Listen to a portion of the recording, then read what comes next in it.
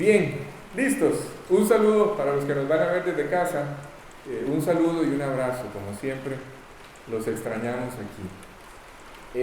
Y bienvenidos a todos esta noche. Vamos a arrancar, Roger, porfa, en el versículo. Estamos en el capítulo 12 del Evangelio de Juan, versículo 35. Voy a intentar correr para llegar hasta donde planeé llegar. No sé si se acuerdan, hace un par de semanas quedamos leyendo una cita del Antiguo Testamento que estaba en el libro de Deuteronomio, que decía de esta forma. Decía, ojalá fueran sabios, ¿sí? Hablando respecto a la respuesta que toda esta nación o todo este pueblo está teniendo con este mensaje que Jesús está dando. No fue la respuesta correcta, ¿sí? Entonces, él decía, ojalá fueran sabios que comprendieran esto, que ustedes lograran entender lo que están escuchando, asimilarlo, apropiarlo, y se dieran cuenta del fin que les espera. ¿Sí? ¿Por qué hablamos de este tema del fin que les espera? Porque estábamos leyendo este versículo que voy a volver a leer, que dice así, es el versículo 35, ¿sí? Presten atención. Dice, entonces Jesús les dijo, aún por un poco está la luz entre vosotros. Andad, entre tanto que tenéis luz, para que no os sorprendan las tinieblas, porque el que anda en tinieblas no sabe a dónde va. ¿Sí? ¿Sí está claro? El que anda en tinieblas no sabe a dónde va, y por eso Él les decía, ojalá ustedes supieran el fin que les espera, fueran sabios y lograran responder a este llamado de la forma correcta, pero no lo están haciendo. ¿Por qué? Porque ustedes están en tinieblas, no saben a dónde va. Así es que el que anda en tinieblas no sabe a dónde va. Hay una pregunta que todos ustedes y yo deberíamos saber responder, ¿sí? O saber contestar con toda claridad. De todas estas preguntas existenciales que nos van a hacer en la vida, que algún día alguien nos va a hacer en la vida, o que ustedes mismos se harán en algún momento en sus vidas, ustedes tienen que saber tener la respuesta correcta. Tienen que conocer la respuesta. Esta noche voy a hacerles la pregunta, ¿sí? Y las personas que no sepan cuál es la respuesta están en un problema, y es muy serio. Es un problema que tiene una connotación eterna. Es un problema que tiene una consecuencia eterna e irrevocable, ¿sí? Así es que, de paso, a esta pregunta solamente hay una respuesta. No hay más de una. Pueden haber muchas, pero solamente hay una correcta. ¿En qué sentido esa respuesta es la correcta? En el sentido de que orienta, en el sentido de que ubica a la persona, en el sentido de que le hace comprender al hombre, la respuesta a esta pregunta, le hace comprender al hombre cuál es su verdadera condición delante de Dios. A esta pregunta que yo les voy a hacer, ustedes pueden darle cualquier respuesta para intentar esconderse detrás de aquella respuesta y evadir su responsabilidad delante de Dios. Pero solamente hay una, que si son honestos, será la respuesta correcta. ¿Por qué la respuesta correcta entonces? Porque será la respuesta que los va a guiar, que los va a orientar, que les va a hacer entender dónde están delante de Dios. ¿Cuál es su verdadera condición delante de Dios? Y la pregunta es esta: si esta noche murieras, ¿dónde abrirías tus ojos? La Biblia enseña que solamente hay dos lugares donde el hombre abrirá sus ojos al morir. Y los dos son para siempre. Y los dos son irrevocables: el cielo o el infierno. ¿Sí? Así es que hoy voy a intentar explicar cuál es la decisión que hay que tomar para garantizarnos que el día en que esto ocurra, el día en que muramos, podamos tener la absoluta seguridad de que abriremos nuestros ojos en el lugar correcto. ¿Sí? Porque alguno me podría decir, Alex, nadie sabe qué va a pasar después de que muramos. No, está equivocado. La Biblia está llena de enseñanzas que confirman dónde abrirá los hombres sus ojos el día en que mueran, dependiendo de la decisión que tomaron. Así es que, vuelvo y repito, si alguien no puede afirmar con toda seguridad que al morir abrirá sus ojos en el cielo, entonces está en un problema. Ahora, ¿de dónde? Qué buena pregunta. ¿De dónde tomo yo la seguridad para saber que mi respuesta es la correcta? Sí, porque yo puedo aquí pavonearme como un pavo real y hablarles y cuentearlos. ¿Sí? No. Hay un testimonio que surge en el interior de las vidas de cada uno de ustedes que les confirma que tomaron la decisión correcta.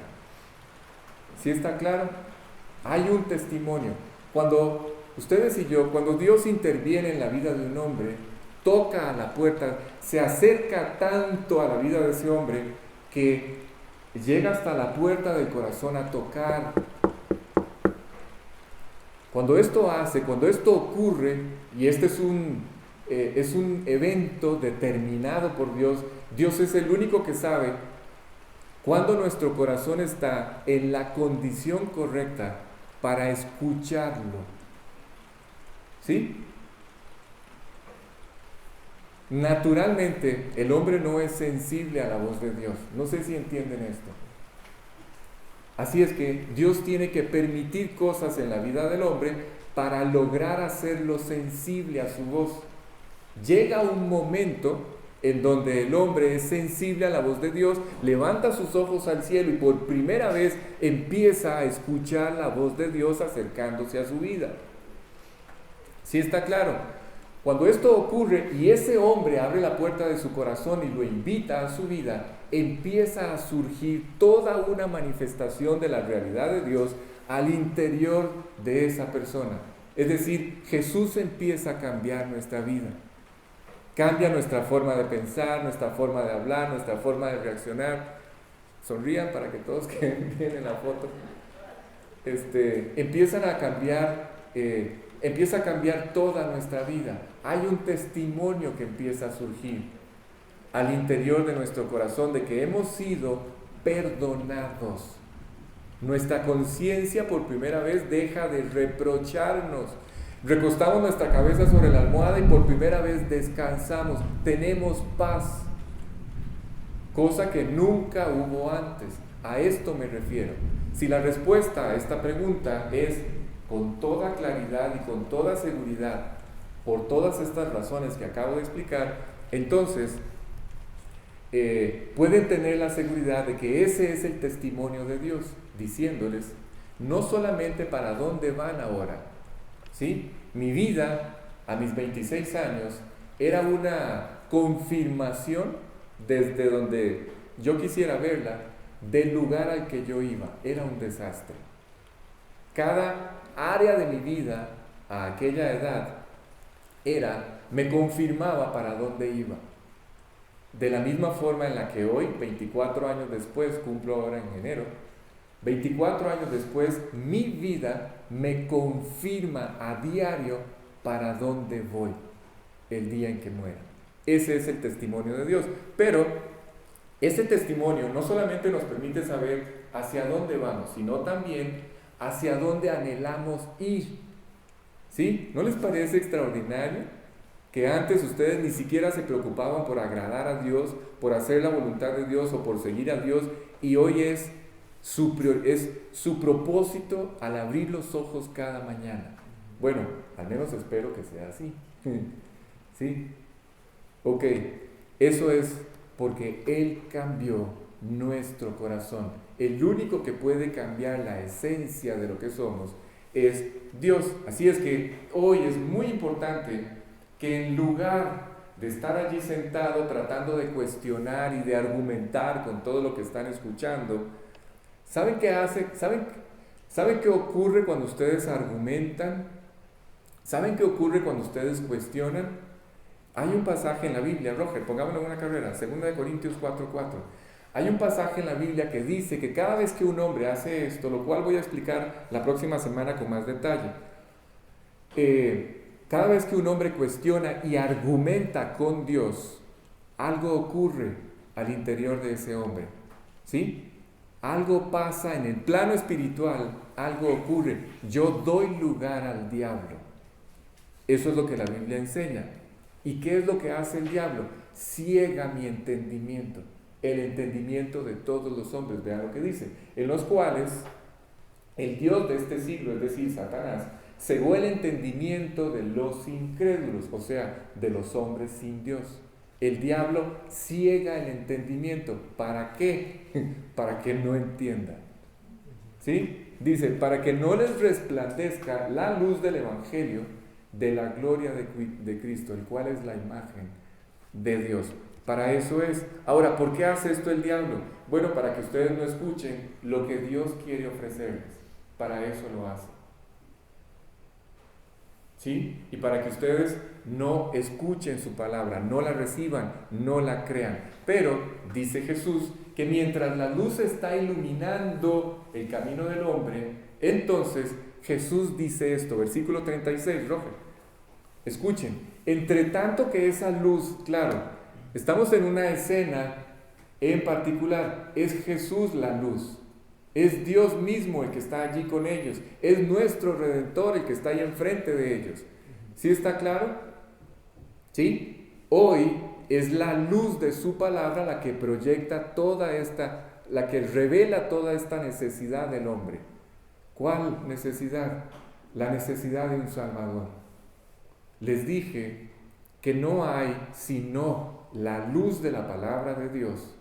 No existe otra cosa sobre la tierra que traiga la suficiente luz al interior del corazón de un hombre, al interior de la mente de un hombre, para hacerle entender a ese hombre cuál es su verdadera necesidad espiritual. El hombre se encuentra perdido y tiene que reconciliarse con Dios, ¿sí? Entonces dice el versículo 36, entre tanto que la luz, dice Jesús, que yo estoy entre ustedes, entre tanto que tenéis la luz, creed en la luz para que seáis hijos de luz. Si se fijan, hay una expresión que se lee muy rápido y se pasa rápidamente ahí en la lectura. ¿Cuál es esta? Es una expresión muy profunda y vamos a detenernos un momento allí. ¿Cuál es la expresión? Entre tanto que tenéis la luz. ¿Por qué esto es muy profundo? Escuchen, porque ustedes y yo, bueno, en realidad todos los hombres, siempre hemos pensado, o más bien, siempre estamos pensando, siempre estamos considerando que vamos a tener tiempo siempre. ¿Sí? Que contamos con tiempo siempre, que podemos disponer del tiempo, que el tiempo está de nuestro lado, que podemos contar con el tiempo absolutamente. ¿Sí está claro? Y esto no es así. La realidad es que el tiempo no siempre va a estar a nuestra disposición. ¡Qué miedo! No siempre será así. Ustedes no pueden ni siquiera apostar lo que tienen en la bolsa, que al salir de aquí van a salir vivos, o que mañana van a amanecer vivos. ¿Sí? No lo pueden hacer. Hace tan solo unas semanas orábamos por el hermano de doña Marielos y esta semana murió. ¿Sí? Nadie pensó que iba a morir. Posiblemente él tenía algunas sospechas, pero nadie puede disponer de su tiempo. Nadie. Pero cometemos el error de pensar que el tiempo siempre va a estar de nuestro lado y a nuestra disposición. Es decir, el tiempo, esta estancia temporal aquí en la tierra, Dios la planeó con un solo propósito. El tiempo que ustedes están con vida, escuchen esto es muy serio. Quiero que sepa que aquellos quienes no han invitado a Cristo al corazón, al abrir sus ojos cada mañana, lo hacen solamente porque Dios les está dando una nueva oportunidad de poder acercarse a Él, o de que cuando Él se acerque, ustedes lo puedan invitar al corazón. No hay otra razón por la que estén vivos. Ese es el propósito de Dios. El día en que toda esta luz sea rechazada, ese día Dios dice, se acabó el tiempo. ¿Sí está claro? Lo cual voy a explicar más adelante. Así es que el tiempo para convertirse es un tiempo que Dios define. ¿Oyeron? Ustedes no decidieron cuándo buscar a Dios. Dios decidió que el momento justo, el momento en el que Él sabía que era el único momento en que íbamos a reaccionar, entonces Él nos buscó en ese momento. ¿Sí está claro? Así es que Dios planeó ese tiempo donde Dios nos invita a invitarlo al corazón, a invitar a Jesús al corazón. Y ahora, esto es con respecto a aquellos que no le conocen. Pero ¿qué pasa, muchachos? ¿Qué pasa con los que ya le conocemos? ¿Qué pasa con ustedes y yo que ya le conocemos, que le estamos sirviendo, que estamos haciendo su voluntad, que lo buscamos todos los días, que intentamos vivir de la forma correcta y vivir limpios? ¿Qué pasa con nosotros? Y el tiempo, ¿qué pasa con eso? Bueno, este tema del tiempo, vuelvo y repito la expresión, entre tanto que tenéis luz o la luz, lo que Dios nos está enseñando es esto, escuchen, todo lo que ustedes han ido escuchando, todo lo que ustedes han ido aprendiendo, todo lo que Dios ha ido revelándoles al corazón sobre la voluntad de Él para sus vidas, todo esto, no cometan el error, creyentes, por favor, no cometan el error de pensar que ustedes pueden obedecer toda esta información cuando ustedes quieran. No funciona así. No piensen que ustedes pueden ser los creyentes que Dios siempre ha querido que sean mañana o la otra semana. O ustedes son, si son del mismo planeta que yo, ustedes nunca han dicho, no, esto ya es fanatismo. No, Dios, ¿sabes qué? Conmigo, en esta área, no cuentes conmigo. Sí, a mí esto ya me parece exagerado. La obediencia hasta este extremo me parece exagerada. Así es que voy a posponer entregar esta área de mi vida. Todavía no. ¿Sí? ¿Les ha pasado? Por supuesto que les ha pasado. Si no, son mentirosos. No cometan el error de posponer esto. Que el llevar a cabo lo que Dios quiere hacer en ustedes y darle a Él la oportunidad de hacerlo. Así es que en el momento que ustedes van entendiendo lo que Dios quiere hacer en sus vidas, ese es el tiempo para aprovechar esa luz. ¿Sí está claro? La luz que está iluminando nuestro camino. ¿A qué me refiero? Escuchen, este es el proceso natural que Dios sigue con todos los hombres. Cuando ustedes y yo nos convertimos, cuando volvemos a nacer o cuando invitamos a Cristo al corazón, es lo mismo. Eso es lo que la Biblia llama volver a nacer. ¿Sí? ¿Se acuerdan aquella escena maravillosa aquella conversación entre Jesús y Nicodemo? Donde Jesús le dice, Nicodemo, o sea, te sabes de memoria todas las cosas, pero no entiendes nada. Nicodemo, tienes que volver a nacer. Si quieres ver el reino de Dios, si quieres entrar, si quieres establecer una correcta relación con Dios, tienes que volver a nacer. Y este nuevo nacimiento es un nuevo nacimiento espiritual. No fue como Nicodemo dijo, pero Jesús, ¿se puede acaso entrar por segunda vez en el vientre de mi madre y volver a nacer? Y Jesús le dice, no, Nicodemo, no entendiste nada. ¿Eres tú maestro de la ley y no entiendes esto? ¿No entiendes que si vuelves a nacer de la carne 1000 veces volverás a cometer los mismos errores? No se trata de un nacimiento en la carne, se trata de un nuevo nacimiento espiritual. Y esto es algo que solamente Dios hace. Cuando esto ocurre en la vida de un hombre,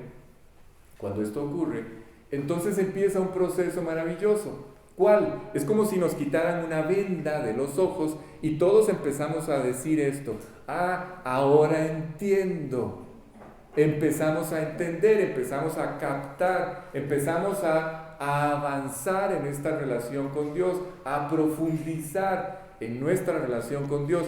Empezamos, de acuerdo a lo que Dios nos va enseñando, a tomar decisiones. Es decir, empezamos a obedecer. ¿Sí? ¿Sí me van siguiendo? Ok. Entonces, escuchen. Cuando ustedes empiezan a dar estos pasos de obediencia, cuando ustedes empiezan a dejarse arrastrar por lo que Dios los está invitando a hacer y a profundizar en la relación con Él, la luz de Dios va a ir construyendo sobre sus vidas. La luz de Dios va a ir edificando en nosotros una vida de luz. Entre tanto que tenéis la luz, creed en la luz para que seáis hijos de luz. Sí está más claro, ¿verdad? Ahora, ¿cuál es el propósito de esta luz? ¿Cuál es el propósito de que esta vida de luz vaya creciendo o en aumento? Bueno, impactar las vidas de todas las personas que nos rodean. Que las personas puedan darse cuenta que Víctor vivía de una forma y ahora va en otra dirección. ¿Sí? ¿Saben qué produce eso en aquellos que nos observan? Una inquietud. Y esa inquietud va a ir creciendo. Si oramos, esa inquietud va a ir creciendo y se vuelve tan grande que días después, semanas después o meses después, tenemos a un invitado aquí sentado, producto de aquella inquietud que generó todos aquellos cambios en la vida de cada uno de ustedes. Esa es la forma de impactar a nuestro entorno. ¿Sí? Esa es la forma de ir ganando las almas y de ir impactando a tanta gente que nos rodea. Cada uno de nosotros, cuando ustedes y yo volvemos a nacer, nos convertimos en una luz que Dios enciende para iluminar. Ahora sí, ¿para iluminar qué? Ya hablé de las personas que nos rodean, etc. Pero ¿cuál es el lugar más importante que Dios quiere que ustedes y yo, cuál es el lugar más importante donde Dios quiere que ustedes y yo iluminemos? ¿Sí? ¿Dónde? ¿Se acuerdan de aquel pasaje donde Jesús habla de aquella luz que se enciende, que no se mete debajo de la cama, que tampoco se esconde debajo de un balde? ¿Se acuerdan? ¿Sí? El propósito de esta luz que se enciende a través de nuestras vidas es que ustedes y yo iluminemos principalmente en nuestra casa, en nuestra familia. Así es como lo dice Jesús. El principal objetivo, el principal destino de nuestra conversión, el impacto de lo que Jesús, Dios, está haciendo en nuestras vidas es en nuestra familia. Realmente el objetivo del cristianismo debería ser el mayor campo misionero de ustedes y el mío debería ser nuestra propia casa. Allí es a donde primero nuestra vida debe impactar. Por eso es que cada vez que, la última campaña, la mayoría de ustedes trajo a la reunión a sus seres más cercanos y más queridos. ¿Sí? Porque son los que Dios primero pone en nuestro corazón, que les hablemos. Así es que es donde ustedes y yo debemos estar siempre atentos. ¿Para qué? Para poder orar y actuar en casa. ¿Sí? Es en casa donde ustedes y yo tenemos que estar concentrados en la oración y en la acción. ¿Para qué? Para que todos los de casa, la esposa, los hijos, puedan ver la realidad, el fruto de todas las decisiones que hemos ido tomando gracias a Dios. Ok, volvamos. Así que, si ustedes ya volvieron a nacer, escuchen, esta luz que los está impulsando a vivir cada vez con mayor profundidad, por favor, no la ignoren.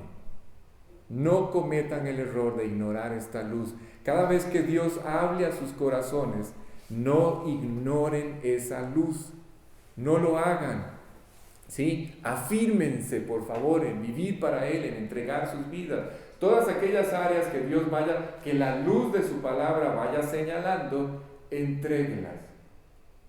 ¿Sí? Hasta que ustedes puedan hacer una entrega completa, sin reservas, incondicional o sin condiciones. Y esos son los términos en los que Dios, a los que ya somos creyentes, nos está invitando a vivir para Él. No cometan el error entonces de pensar que van a tener siempre el tiempo a su disposición. Jesús les decía esto: yo no voy a estar para siempre entre ustedes. No cometan el error de pensar eso. ¿Oyeron? ¿Ustedes se imaginan tener, la oportunidad que ellos están desperdiciando? Tienen al Redentor, al mismo Redentor, hablando en la primera persona del singular, yo. Jesús les está hablando y les está diciendo, yo voy a morir por ustedes. No es que vengo a hablarles de otro, no, yo soy. Yo vengo a morir por ustedes. El mismo Redentor, el que está hablando con ellos, el Dios que los creó, su creador, el Dios que está haciendo hasta lo imposible para evitar que ellos tengan que ir al infierno. Ese es el que les está hablando y ellos se dan el lujo de posponer. ¿Se acuerdan de aquella escena donde ven a una persona deshojando la margarita? Mari? ¿Sí? ¿Se acuerdan? Yo me imagino que ellos estaban deshojando la margarita y decían, ¿le creemos o no le creemos? ¿Le creo o no le creo? Era Dios en persona. ¿Cómo? Exacto, deshojando la margarita. ¿Saben? Es un verdadero riesgo posponer este tema de la salvación. A ver, Alex, ¿hay oportunidades cerca de la muerte? Porque todos dicen, ¿cuál es la frase de todos los hombres? No, eso de la Biblia, de leer la Biblia, de predicar, todo eso no es para mí. Y si fuera para mí, hasta el final de mis días. Cuando ya no tenga nada más importante o más interesante o más entretenido que hacer. No es así. Escuchen esto. La pregunta es, ¿hay oportunidades cerca de la muerte? Por eso empecé con la pregunta más importante que ustedes tienen que hacerse. ¿Qué pasaría si esta noche murieras? ¿Dónde abrirías tus ojos? ¿Hay oportunidades cerca de la muerte? Escuchen esto. Sí. A veces hay algunas oportunidades. Yo por lo menos tengo recuerdos de algunas escenas, por ejemplo, el abuelito de mi esposa, terminando de orar con nosotros, nos dio la mano y con la mano apretada murió, acabando de invitar a Jesús al corazón. Ese es un instante que nunca voy a olvidar, no podré olvidar, ¿sí? Pero, escuchen esto, aunque hay algunos recuerdos de personas aceptando a Cristo, invitándolo al corazón cerca de las puertas de la muerte, en realidad puede llegar a pasar, sí, puede llegar a pasar, pero cuando ustedes hacen un recorrido por toda la Biblia y se enfocan en aquellas personas que se convirtieron, se van a dar cuenta de algo, que se convirtieron en las puertas de la muerte, se van a dar cuenta de algo. Son la excepción, no son la regla. De hecho, solo hay un caso en toda la Biblia. ¿Sí? El ladrón en la cruz. Ese fue el único caso documentado, el que estaba ahí junto a Jesús a punto de morir. Y ese día, detrás de aquella masa amorfa, golpeada y deformada por todo el castigo que recibió, este hombre tuvo la capacidad de distinguir en aquella cosa, porque realmente era una cosa, no parecía humano, dice la Biblia. Tuvo la capacidad de distinguir que ese que estaba ahí era el Hijo de Dios. Y Jesús le dijo ahí mismo, hoy mismo estarás conmigo en el paraíso. Pero, ¿saben cómo invitamos a Cristo al corazón la mayoría de los que estamos aquí? En un lugar como este. Cómodos, abrigados, confortables, donde a través de una exposición de la Biblia como esta, ustedes empezaron a escuchar que había esperanza. ¿Sí? Sin dolor, sin presiones. ¿Sí? Empezaron a escuchar, pero no todos tienen esta oportunidad y es muy importante entender esto. Si ya volvieron a nacer, si ya ustedes invitaron a Cristo al corazón, entonces aprovechen el tiempo, porque no siempre el tiempo estará de nuestro lado. Hay un momento en el que, escuchen, abandonaremos esta vida. Hay un tiempo en el que ya dejaremos esta luz para ir a una luz infinita. que será la presencia de Dios para siempre. Los que creímos. ¿Sí? ¿Por qué? Porque los que no creyeron, los que no volvieron a nacer, los que partieron de esta vida a la eternidad habiendo rechazado a Cristo, ellos también saldrán de esta vida, pero a vivir tinieblas. Aquí, en la tierra, una persona que vive sin Cristo en el corazón vive en tinieblas. Cuando abandona su vida, cuando abandona esta estancia temporal y pasa a la eternidad, esas tinieblas se convertirán en tinieblas para siempre. Se convertirán en tinieblas permanentemente, tinieblas que no tienen fin, tinieblas que Jesús vivió para que ustedes y yo no tuviéramos que vivirlas. Esto es lo más increíble. Cuando Él estuvo en la cruz, ¿se acuerdan? ¿Se acuerdan la escena de aquel día, miércoles, por la tarde, cuando Él está entre las 3 y las 5 de la tarde, cuando Él está por morir? ¿Se acuerdan que todo se oscurece? Cuando Él está por expirar, todo se oscurece y hay un terremoto y llueve. ¿Se acuerdan de ese momento? Ese momento, nuestras tinieblas, aquellas tinieblas de siempre y para siempre, Él las vivió. Todo lo que ustedes y yo hicimos mal, todo estaba siendo pagado por Él. Toda nuestra deuda estaba siendo cancelada por Él. Lo que ustedes y yo hubiéramos tenido que vivir eternamente y para siempre, lo está viviendo Él en este instante. Dice la Biblia que Él entra en las prisiones eternas. Esto solamente es comprensible porque Él es Dios. Él vivió nuestro infierno por toda una eternidad. Todo el dolor que ustedes y yo teníamos que haber experimentado, lo experimentó Él en ese espacio de tiempo ese día. Todas nuestras tinieblas fueron sobre Él. Él las vivió para evitar que ustedes y yo las viviéramos. Y para lograr su principal proyecto, ¿cuál? Cambiar nuestra vida. Yo quiero que sepan, cuando ustedes salgan de aquí esta noche, van a salir habiendo memorizado esto. Ustedes y yo fuimos creados para tener relación con Dios. ¿Oyeron? No para vivir como vivimos. Porque esta vida que vivimos, incluso muchas veces nos quejamos de ella y nos amargamos con ella por la forma en la que nos está yendo, la forma en la que la estamos viviendo. Ok, entonces, escuchen, porque vamos a entrar ya al cierre de este capítulo o al cierre de esta escena.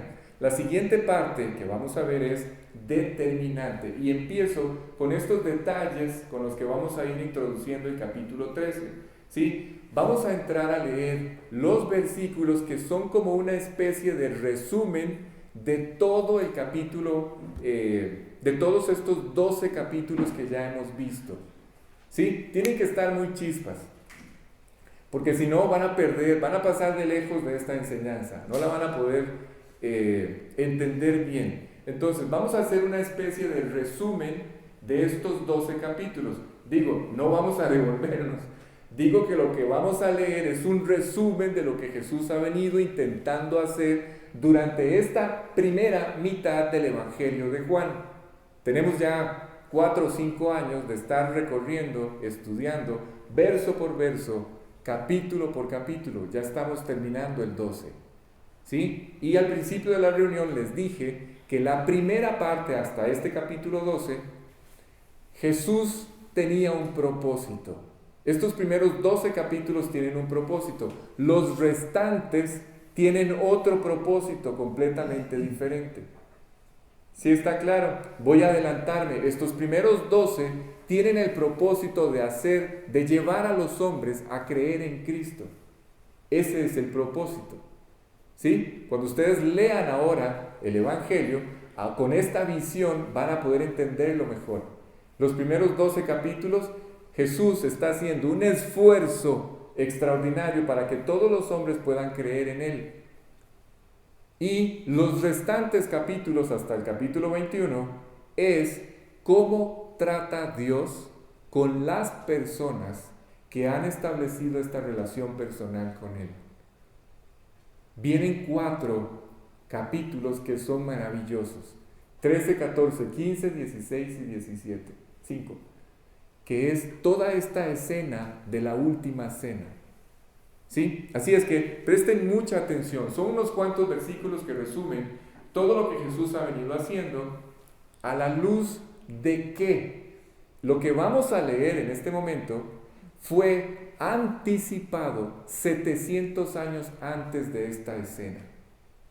Vamos a leer algo que salió de la boca de Isaías. Isaías vivió 750 años antes de que Jesús naciera. ¿Sí? Así es que esto que vamos a leer se escribió y es un resumen de esta, es una profecía que resume lo que estamos intentando enseñar 700 años antes de que ocurriera. ¿Qué es lo que anuncian los versículos que vamos a leer? Roger, que por cierto son, bueno, el 36, pongamos el 36 hasta, ya te digo, hasta el 38, por favor, del 36 al 38. ¿Qué es lo que vamos a leer en estos pasajes?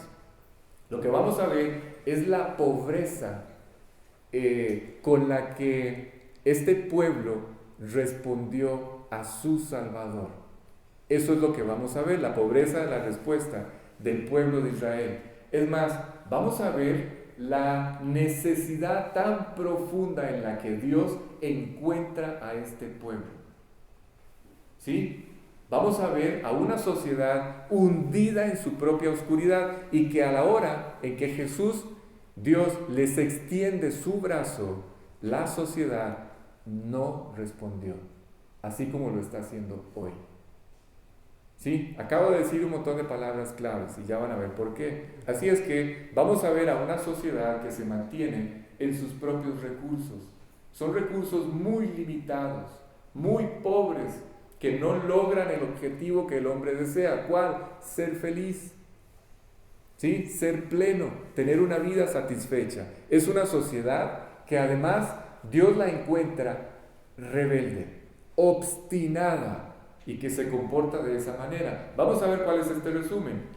Ya lo vamos a leer. Versículo 36. Dice: entre tanto que tenéis la luz, creed en la luz para que seáis hijos de luz. Dice, a ver.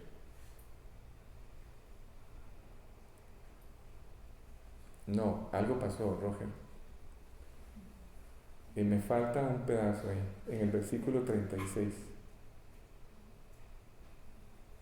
Ponga solo el 36 porque falta la mitad del versículo.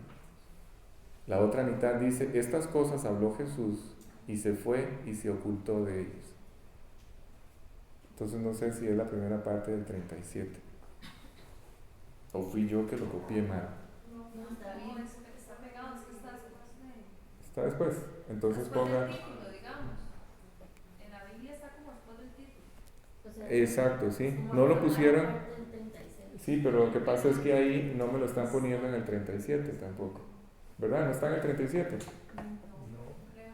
Ok, en la Biblia, si ustedes lo leen, dice así. Sí, es que qué raro, no lo puso el...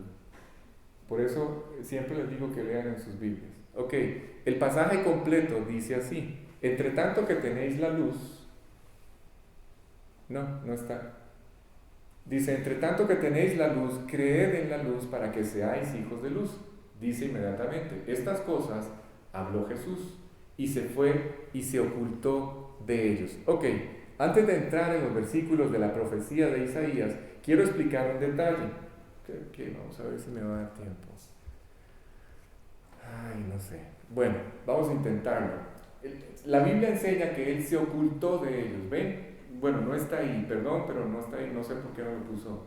Pero dice que Jesús, una vez que habló de estas cosas, se fue y se ocultó de ellos. ¿Por qué se ocultó? Porque si no lo hace, ellos lo hubieran matado ese día. ¿Sí? Pero su muerte estaba planeada para dentro de 3 días. He hecho un esfuerzo así, que trato de concentrarme siempre, para llevar de la mano de toda la explicación el detalle cronológico. ¿Se acuerdan? Empezamos desde el viernes, cuando Jesús llega a Betania.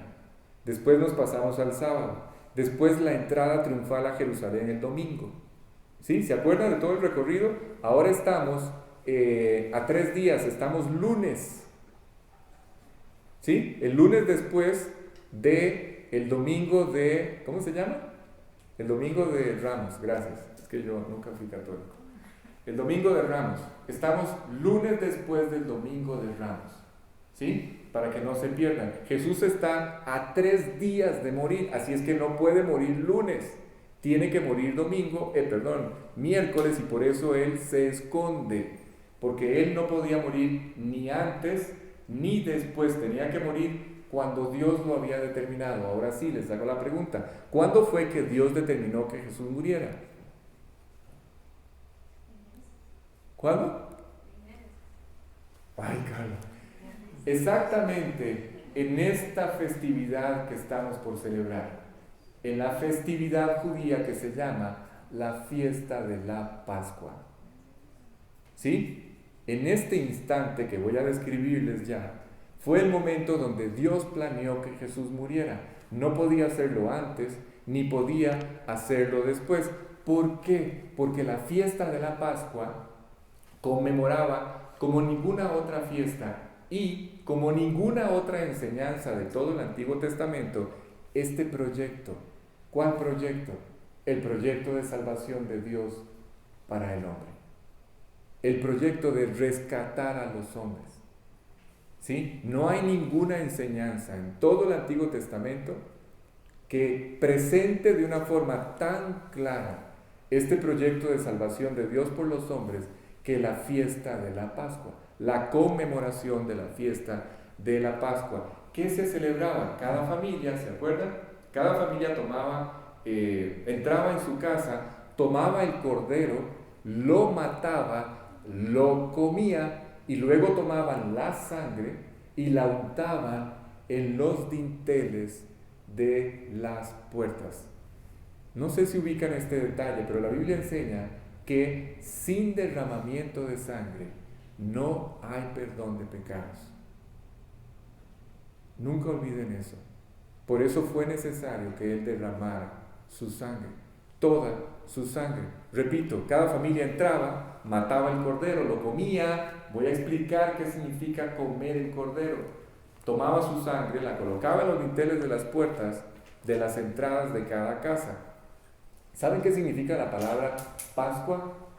Pascua viene del inglés, de la expresión en inglés Passover. Significa pasó sobre ellos. ¿Se acuerdan cómo el ángel de Jehová pasó sobre las casas de los judíos, sobre las cuales los dinteles de las puertas estaban manchados en sangre? Y no hubo muerte.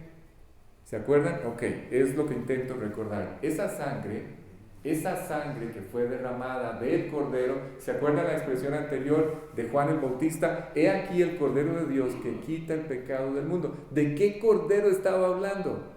Del cordero de la Pascua, a través de cuya muerte era la única forma de perdonar, de sepultar para siempre la maldad de todos los hombres. No es portándose bien, ni es practicando una religión.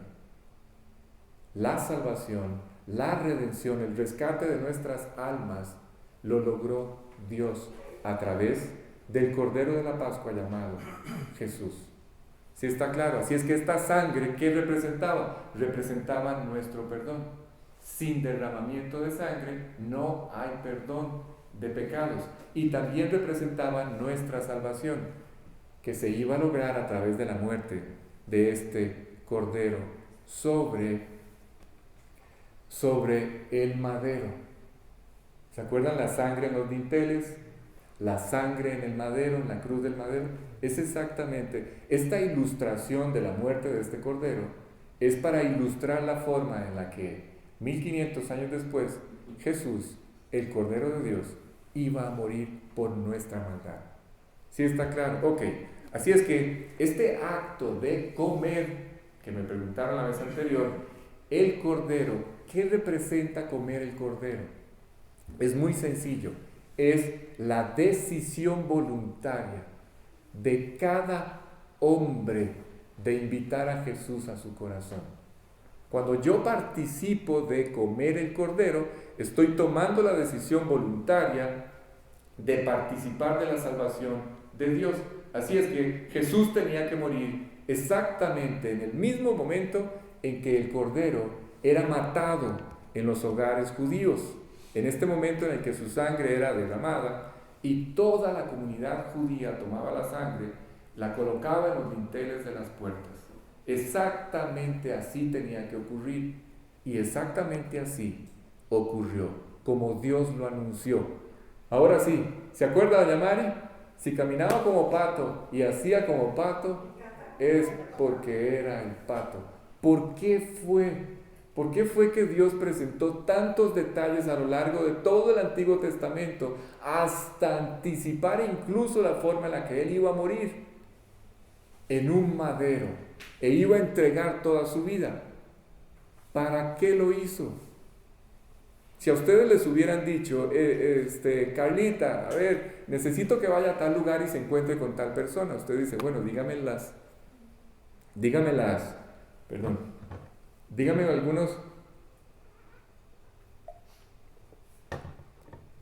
algunos detalles físicos al menos, cómo va vestido, cómo camina. Bueno, y le dicen, lleva una jacket roja, un pantalón azul, unas tenis Nike altas, etcétera, gorrita para atrás, y usted anda buscando, no, ese no tiene la jacket roja, aquel sí, pero no tiene el pantalón azul, y aquel no tiene gorra, no, ese no es, hasta que encuentre uno con la descripción exacta.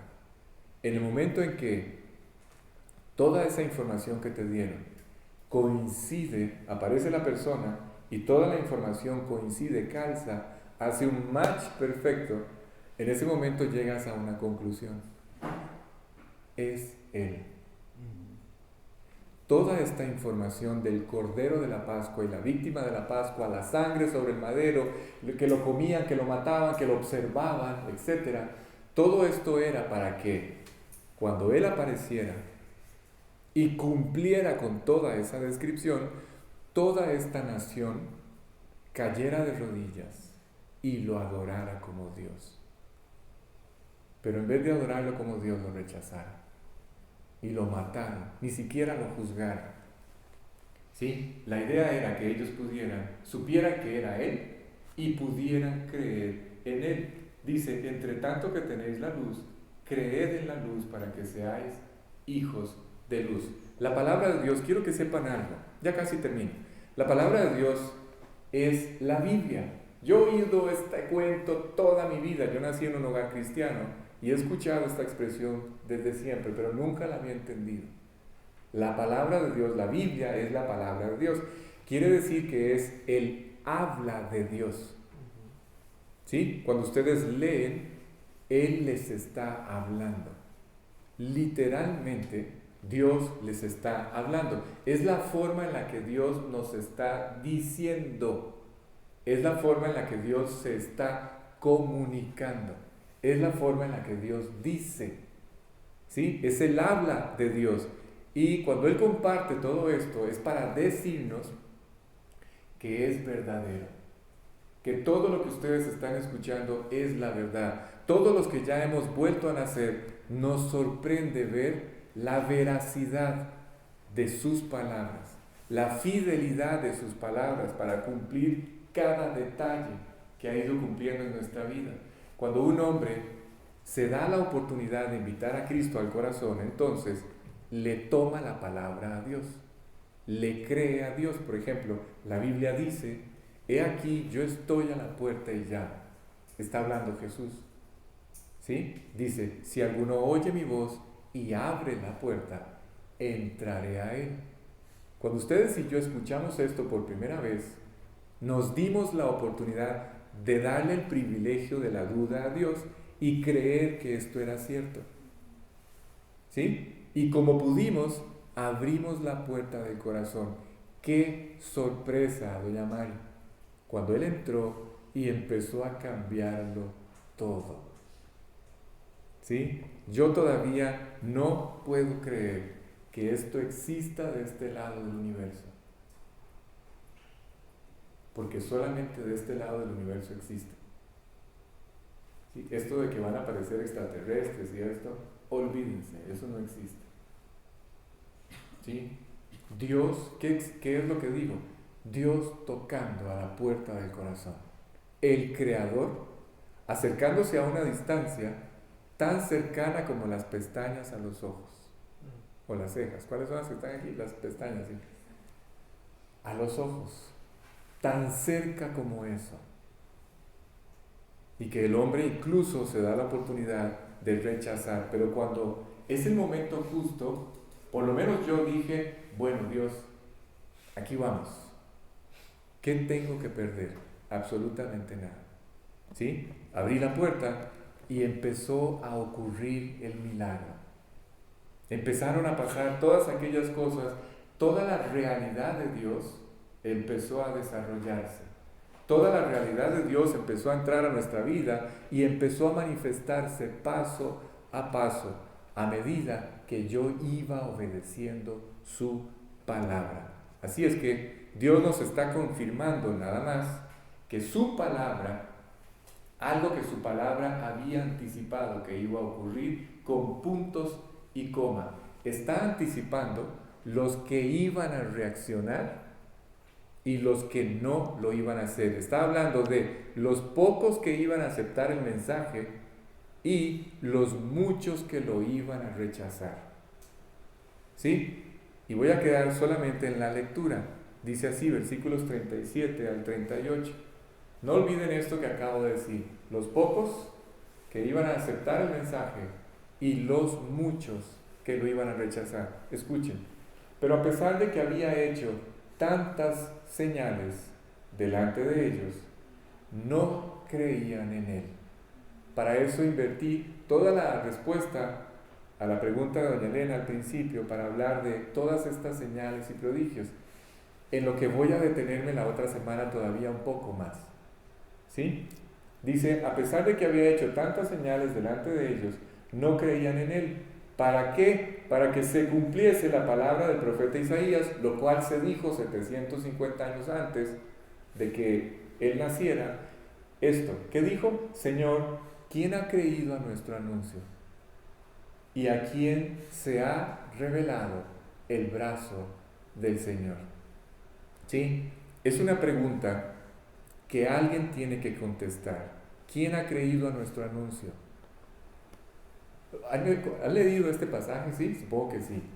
¿Nunca se han preguntado cuál era el anuncio? Era este. Recuerden, no tiene nada que ver con el hombre. Es Dios. Y el anuncio era este. Los amo. Pero, como la relación que Dios quiere establecer con los hombres es singular, es única, por eso todos somos diferentes, entonces se vuelve a cada hombre en particular y le dice, te amo. ¿Sí? Te he perdonado. Quiero cambiar tu vida. Quiero transformarte, quiero salvarte, quiero establecer una relación personal contigo. ¿No les parece extraordinario eso? Sí, eso se escapa a nuestro entendimiento. ¿Cómo es que el creador de todas las cosas, yo entiendo que nos quiera perdonar porque su corazón es infinitamente misericordioso? Claro, bueno, no me desvío, pero que quiera continuar manteniendo una relación con seres tan obtusos como nosotros, eso sí ya no lo puedo entender. Pero el anuncio es, te amo, entregué mi vida por ti, para salvarte, para rescatarte, para evitarte el infierno, para establecer una relación personal contigo, para vivir en comunión contigo, para darte la vida que siempre has anhelado tener. Y esto es de parte de Dios, no es de parte del hombre. El hombre lo único que quiere es que Dios le resuelva sus problemas. Quiere los beneficios de Dios sin el compromiso con Dios. ¿Sí está claro? Solamente quiere que Dios le resuelva sus problemas. Es más, algunas veces pensamos tan raro. Pensamos que el anhelo de Dios es que nuestros problemas se resuelvan. Y les tengo una noticia, no es así. El anhelo de Dios es que ustedes se salven, que quienes no lo conocen le conozcan. Y si para eso es necesario los problemas, pues va a traer todos los problemas que sean necesarios. ¿Sí está claro? Así es que ese anhelo nuestro de querer que los problemas se resuelvan es solamente nuestro, porque muchas veces no es el de Dios. Así es que cuando un hombre le entrega su vida a Dios, ahora sí, con toda seguridad les puedo decir lo siguiente: Dios toma la vida de aquella persona en sus manos, y con todos los problemas que esa persona pueda tener, Dios se va a encargar de darle un sentido y un propósito a esa vida. Dice el pasaje entonces: ¿quién ha creído a nuestro anuncio? Y la siguiente pregunta todavía es más grave: ¿a quién se ha revelado el brazo del Señor? Y ahí voy a quedar, ¿sí? Porque ya no quiero correr con el resto del mensaje. Ok, vamos a terminar por esta noche aquí, y vamos a terminar dando, como siempre, vamos a terminar dando gracias a Dios. Así es que les voy a pedir a todos que por favor cierren sus ojos, inclinen sus rostros, vamos a orar. En esa posición en la que están, nada más quisiera hacer una pregunta. No sé si todos los que estamos aquí ya hemos tomado esta decisión. ¿Cuál decisión? La decisión de invitar a Cristo al corazón. No sé si todos los que estamos en esta sala ya tomamos esta decisión. Y la verdad es que todo lo que hoy hablamos, todos los detalles que se explicaron, han sido tan puntuales, han sido tan claros, lo suficientemente claros como para que esta verdad, la verdad del amor de Dios, la verdad de nuestra condición delante de Dios, la verdad del pecado que nos ha separado, la verdad del pago que se hizo por nuestro pecado, la verdad de que Él resucitó, que está vivo y quiere cambiar nuestras vidas. Esta verdad creo que quedó lo suficientemente claro delante de nuestros ojos como para pensar que es Dios llamando a la puerta del corazón de aquel que no lo ha invitado. ¿Sí? Tenés la posibilidad, Roger, de poner en pantalla un versículo nada más. Apocalipsis 3:20. Esta es la invitación. Sí, vamos a leer un verso que está siendo narrado por Jesús y dice así: Él se dirige a todos los hombres y les hace una invitación. Cuando un hombre tiene la oportunidad de escuchar una exposición del Evangelio como esta, esto es lo que está ocurriendo. Dice así: he aquí, habla Jesús en primera persona, dice: yo estoy a la puerta. ¿A la puerta de qué? A la puerta del corazón del hombre. ¿Sí? Dice: y llamo. Si alguno oye mi voz, presten atención porque solamente establece dos requisitos para que esto ocurra. Primero, si alguno oye mi voz. ¿Cuál es su voz? La Biblia, la palabra de Dios. ¿Sí? Esto fue lo que ya ocurrió hoy. Todos han escuchado su voz. Dice: si alguno oye mi voz cuando yo me acerco a la puerta a llamar, si alguno oye mi voz y abre la puerta, segundo requisito, entraré a él, cenaré con él y él conmigo. Es decir, voy a establecer una relación personal con la persona que tome la decisión de invitarme a su corazón. Así es que, si hay alguien esta noche que no haya tomado esta decisión y quiera hacerlo, entonces solamente tiene que repetir una oración. ¿Qué tiene que decir en la oración? No se preocupe, yo lo puedo guiar. ¿Sí? De la misma forma en la que me guiaron a mí, yo puedo guiarlo. Es una oración muy sencilla, a través de la cual vamos a reconocer ciertos detalles y a pedirle expresamente que entre al corazón.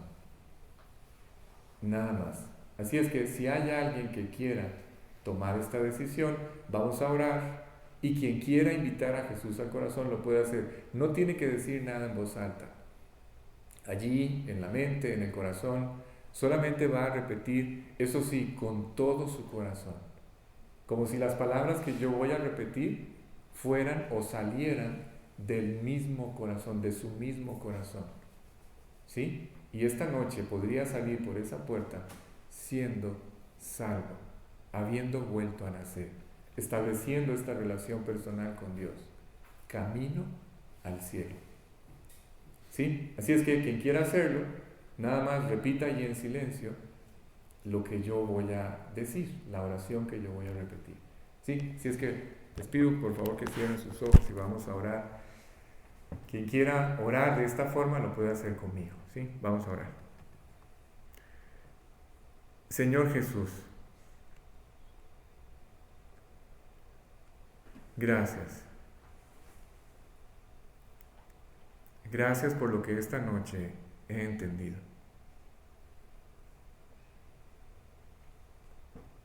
Entre tantas cosas que posiblemente no todas me quedaron tan claro, sí hubo algunas pocas que tengo muy claro en el corazón. Hoy entendí, como quizás nunca antes, que soy un pecador y que mis pecados me separaron de ti. Pero hoy entendí que en tu infinito amor tú pagaste esa deuda, tomaste mi lugar. Hoy entendí que tú eras aquel Cordero de la Pascua que fue matado por mí. Hoy entendí que tú moriste y cuando tú moriste, borraste toda mi deuda, todo lo que yo he hecho mal. Es imposible confesarte todas las cosas que he hecho mal, pero tampoco tú quieres que lo hagas. Lo único que tú buscas es que reconozca que he pecado y que esto me ha separado de ti y que me arrepienta. Hoy te pido perdón. Hoy reconozco que aquel que tenía que haber estado en aquella cruz derramando su sangre y sufriendo todo lo que sufriste tenía que haber sido yo. Pero tú no quieres que yo pague. Y para eso tomaste mi lugar, para pagar tú. Señor Jesús, perdóname.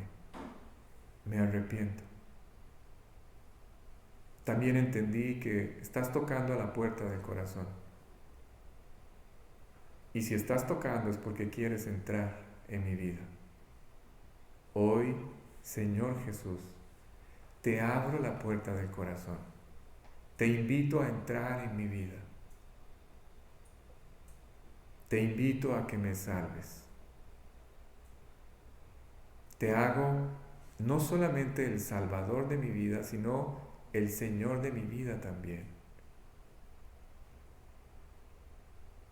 Y quiero pedirte que a partir de hoy tú puedas conducir mi vida, guiar mi vida. Quiero que hagas de mí un hombre obediente, un hombre capaz de seguirte, un hombre capaz de amarte. Por muchos años lo he intentado y no lo he podido hacer. Ahora entiendo por qué, porque tú no estabas en mi corazón. Así es que te pido que entres, que me perdones, que me salves, que me rescates y especialmente que transformes mi vida, por favor.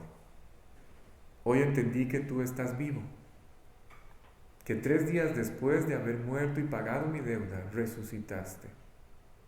Y aquel poder que te levantó de entre los muertos, ese poder está al alcance de mi mano para que yo pueda, a partir de hoy, ir en una dirección completamente diferente. Caminar por encima de todas aquellas cosas que me humillaron y me avergonzaron por años. Por favor, guía mi vida a partir de este momento. Señor Jesús, gracias. Y todas estas cosas te las he pedido en el nombre de quien ahora es mi Salvador personal, en el nombre de Jesús. Amén. Bien, por hoy terminamos acá. Si alguien tomó esta decisión, le voy a pedir que se acerque a mí. Quisiera darle